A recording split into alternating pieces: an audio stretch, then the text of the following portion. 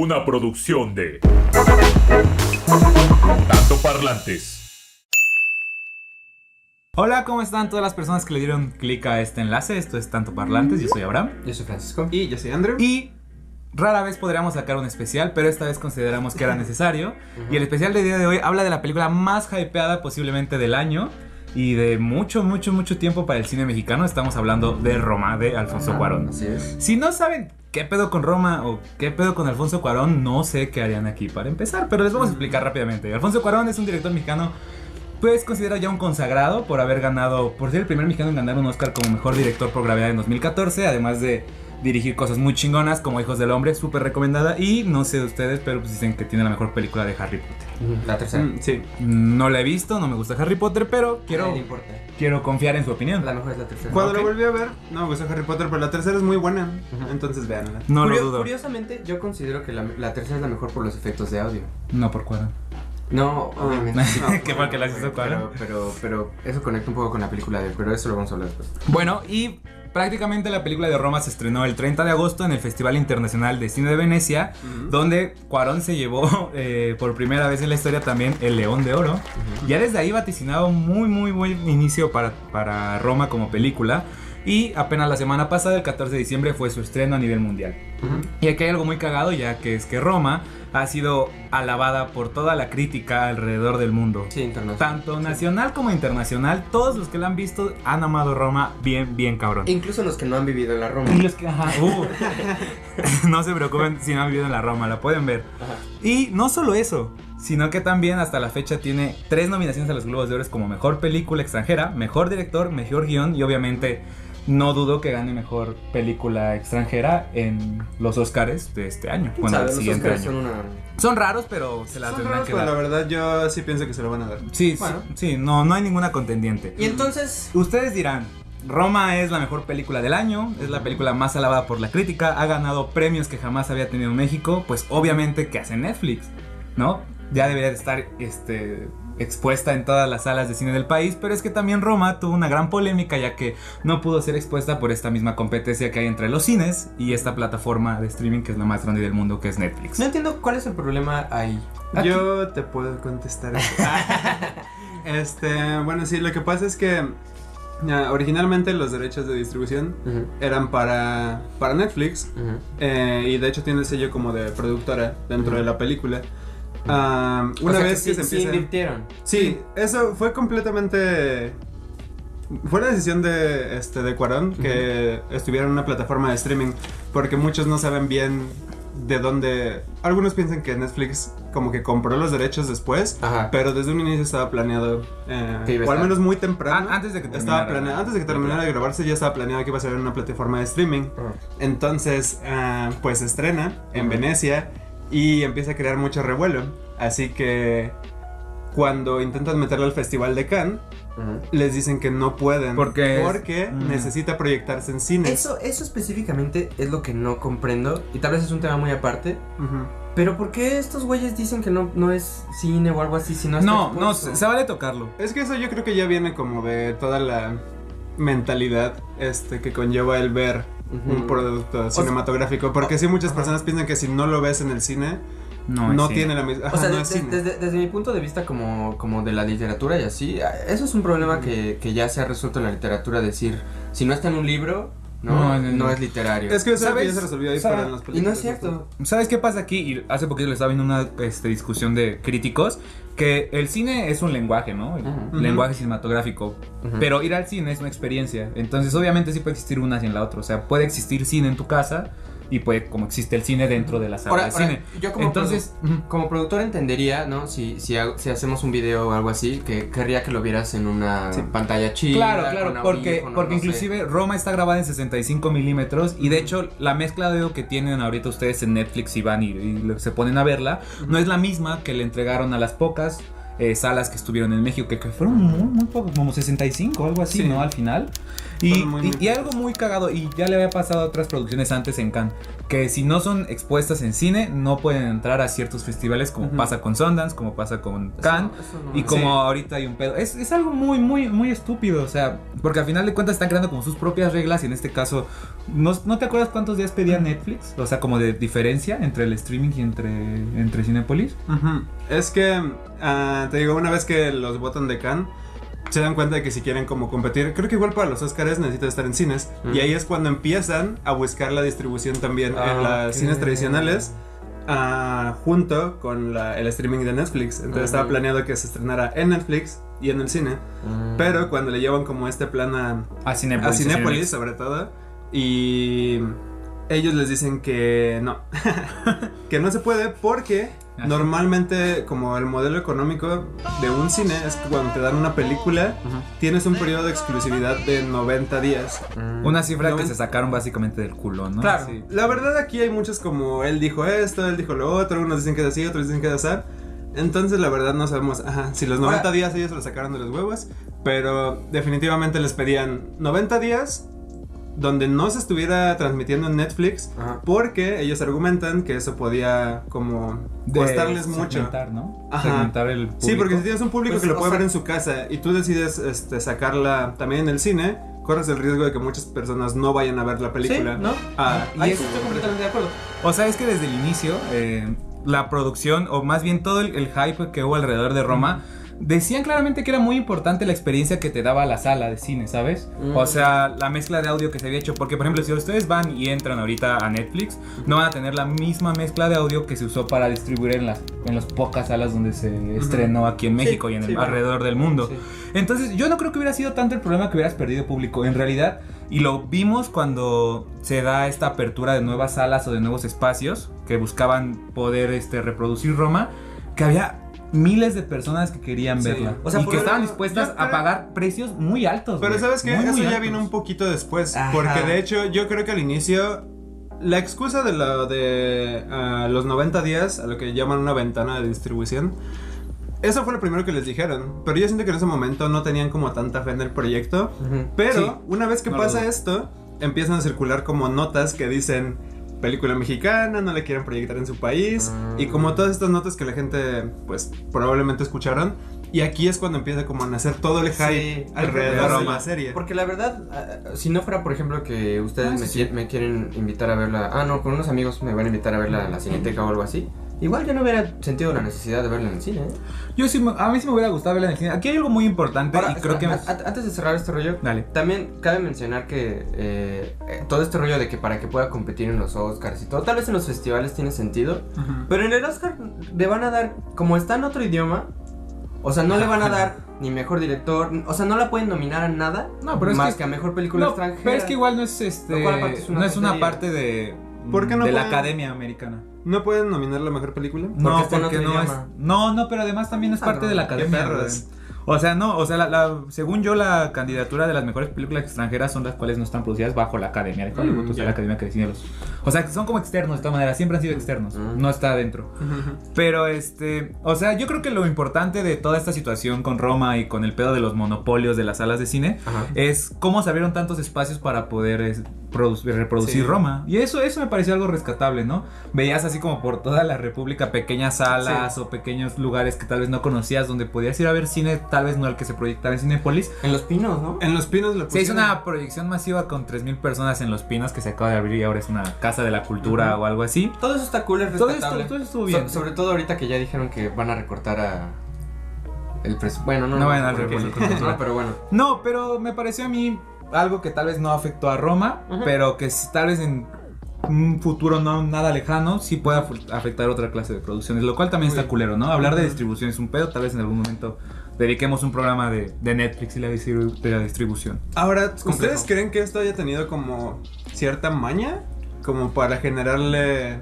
No, o sea, no creo. Igual no fue a propósito, pero sí fue beneficioso. Sí, porque estoy seguro de que eso sí le ayudó mucho, porque ponte a pensar como en el público mexicano, porque sí fue una película muy aclamada en los festivales, internacionalmente, pero uno como mexicana costó ¿realmente mucho va a ver llegar esas cosas? Porque vas al cine y lo que encuentras son comedias o refritos, entonces estaba pensando que tal vez si no hubiera sido por esto, el público como mainstream, tal vez no le hubiera puesto. No, a ti porque te interesa el cine y todo eso.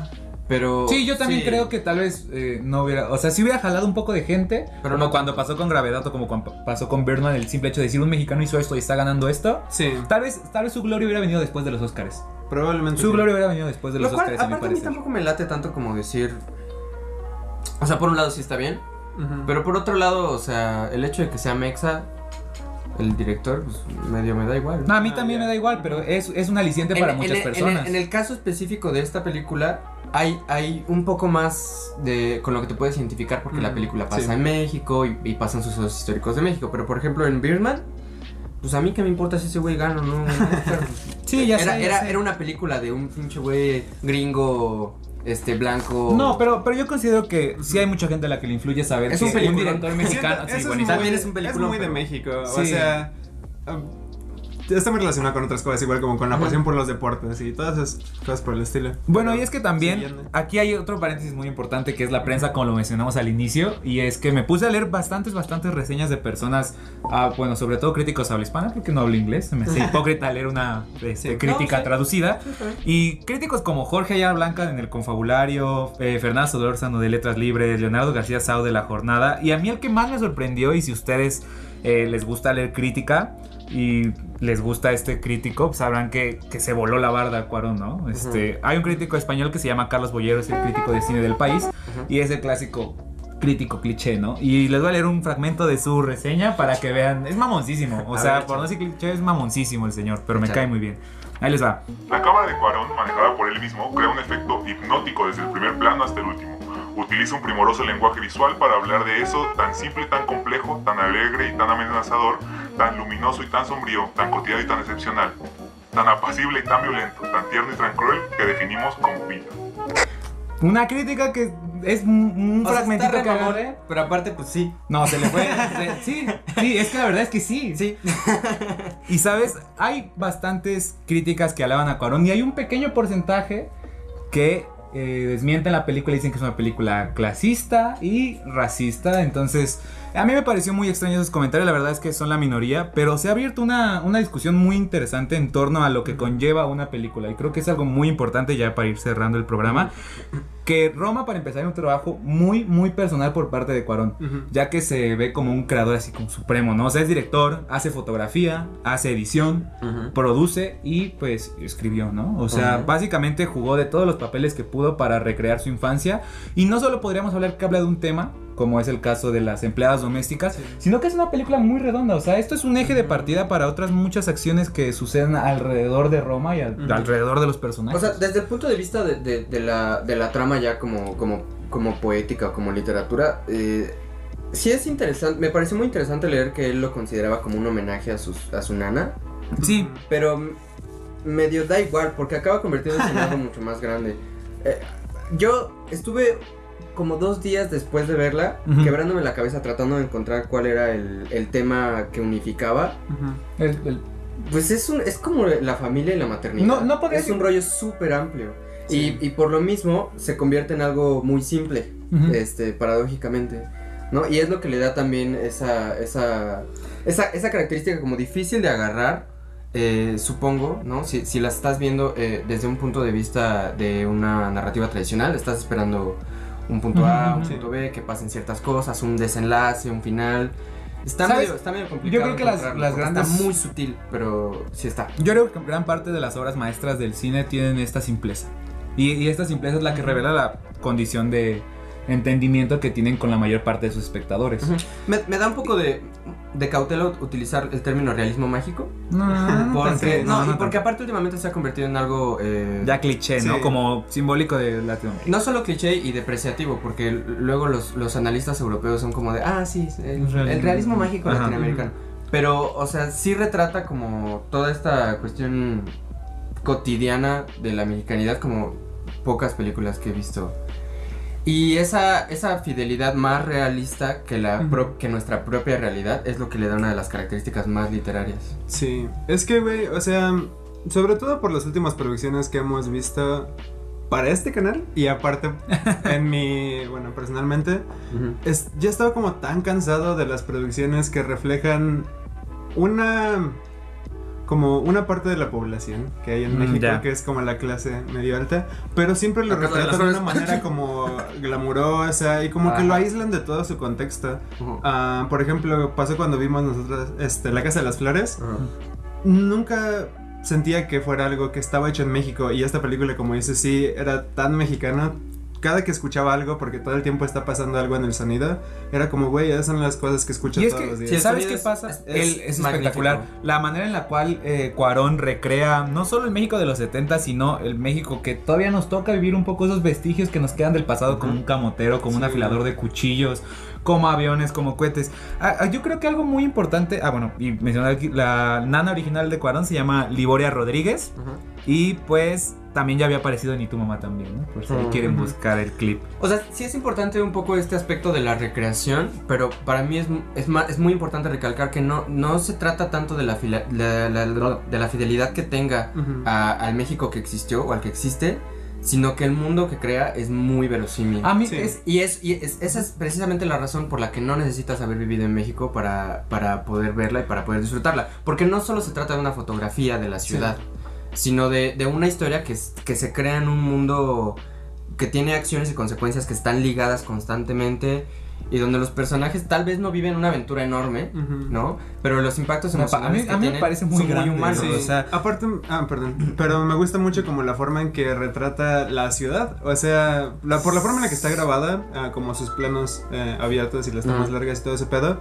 siempre te deja, porque había escuchado que algunas personas decían que les pareció un poco tediosa porque las escenas eran muy largas. Pero cuando la vi fue como, no, es que tiene todo el sentido que sean así de largas, te está dejando ver como la ciudad y te deja sentir como que estás ahí, no solamente visualmente, sino también, como lo decíamos, con el audio. Una de las cosas que más me costó trabajo era salirme de la película. Por lo general, cuando hacemos estas cosas, tengo un cuadernito y estoy anotando las cosas. Se me iba el pedo del cuaderno por estar tan metido en la película. Y es porque no usa música ambiental, ¿no? Porque se preocupa de los detallitos como los aviones, como el sonido del agua de una señora lavando, esta clase de cosas. Sí. A mí me parece una reivindicación de muchos personajes que constituyen el imaginario colectivo clásico del cine mexicano, como en este caso es la empleada doméstica que es Cleo, de Alicia Aparicio se llama, se me está yendo su nombre.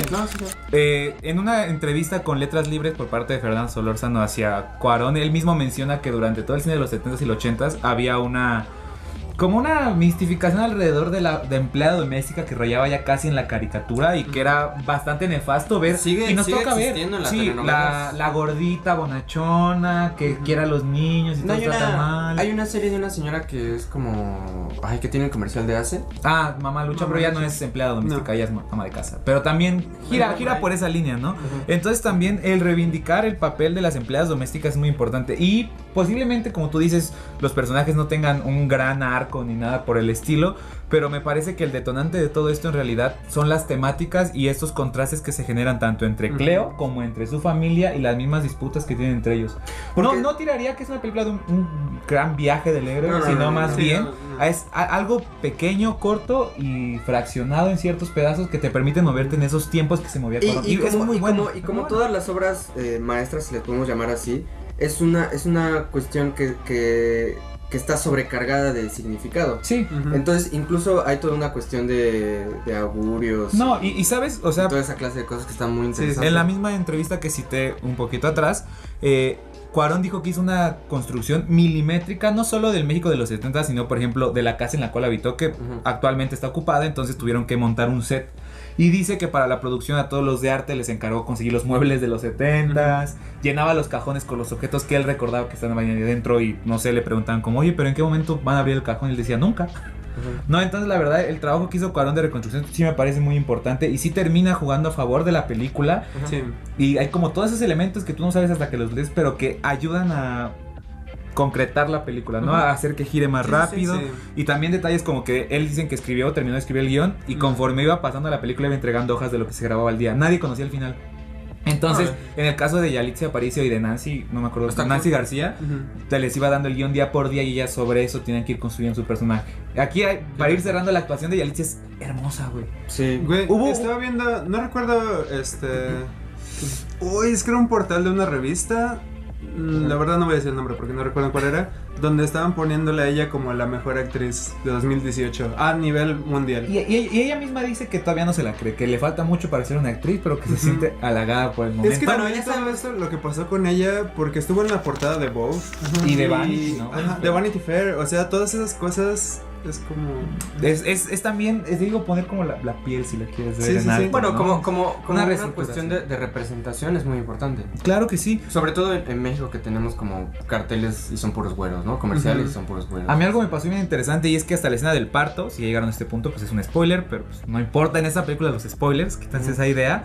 Me sacó mucho de onda porque durante toda la película lo sentí como una ventana ya casi documental, ¿sabes? O sea, no sabía que estaba viendo una película hacia la escena del parto, que me dio como escalofríos ver todo ese plano. Desde que empieza a dar la luz, en segundo plano está su bebé tratándolo de reanimar. Es impresionante lo que hizo Cuarón con Yalitza y lo que hizo en general con esta producción. Entonces, vamos cerrando sus conclusiones, señoras y señores. Para mí lo más importante sería recalcar que no se trata tanto de una reconstrucción. O sea, no tiene mucho mérito Son puntos pensarlo extra. como una reconstrucción. Son puntos extra. Porque es la misma clase de pensamiento que nos lleva a decir, si no viviste en México, no lo puedes disfrutar. Más bien... O buscar historicidad en O las sea, películas. y no estamos viendo no nos interesa ver una realidad histórica cuando vamos al cine, a menos que seas historiador o algo así. Sí, ¿no? Pero sino más bien que Cuarón, a través de un proceso de reconstrucción de su infancia, genera un mundo nuevo que es extremadamente verosímil y lleno de significado, y eso es lo más que podemos decir.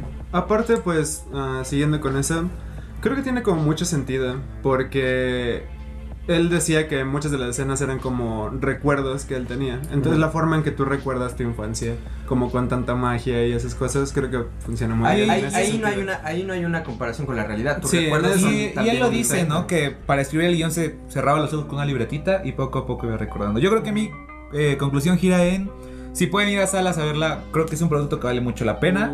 Y si no, que nadie les diga que por no verla en su casa no vale la pena Roma. O Claro que que no es- vale la pena. O que no es cine. La experiencia es distinta, pero el significado y lo que vas a ver es exactamente lo mismo para todos. A mí me parece una genialidad y creo que hay muchos puntos de la película que no tocamos, pero no los consideramos necesarios porque la película hablará por sí misma. Entonces, la verdad, Sí, los en invitamos a gran verla. medida, No les vamos a spoilear más, no les vamos a decir todo el pedo de los halconazos y todo lo que están hablando y sí. No, la verdad la es que lucha de las clases y eso. podríamos haber hecho un análisis mucho más, pero No, es necesario no. porque es tal el diseño dramático, si le podemos llamar así, de la trama, que habla por sí solo. No, y creo que a tanto Parlante siempre le interesa que ustedes saquen sus propias conclusiones, ¿no? Nosotros no vamos a dictarles de qué trata la película. Ustedes la verán. ¿Y cuánto le ponemos? 2 estrellas. No mames, 10, güey, la amo. Sí, pues La sí. amo y 4 de 4. una gran película. Entonces, esto fue todo en el especial de Roma del día de hoy. Esperamos les haya gustado. Ship. Si ya pueden, vayan ahí abriendo la otra ventana en Chrome o Firefox, o si son pobres en Internet Explorer, y ya vayan buscando Creo que lo Netflix. es importante es que si la van a ver como en su computadora, por ejemplo, yo la vi en mi laptop, Audífonos, verla por con favor. audífonos es una experiencia totalmente diferente y vale Si tienen teatro en muchísimo la casa, pena. sí, y si no tienen ninguna de las dos, si tienen una tele de esas de bulbos, no hay pedo. O sea, Va a verla estar como chido. puedan, Véanla como pero puedan. si pueden verla con audífonos o en el cine. Sí, lo mejor que puedan sería verla perfecto. y escucharla, porque esta película sí se escucha también. Y es más, llega a tal punto que de repente como que también huele, ¿no? Sí, no lo De dudo. repente huele a caquita. Entonces, nos vemos la siguiente semana en el último programa del año de Tanto Parlantes. Gracias por quedarse hasta este punto. Y quédense al extra si quieren escuchar más como nuestro fangirleo. Nos vemos. Bye. Bye. Ah, Ahora sí, señores, ¿qué quieren comentar? Voy a apagar la cámara que ya casi se le acaba la pila. Güey, qué pedo, la verdad. Qué bueno que alguien se quedó en el extra porque Tráete es las aquí papas, donde... perro. Sí.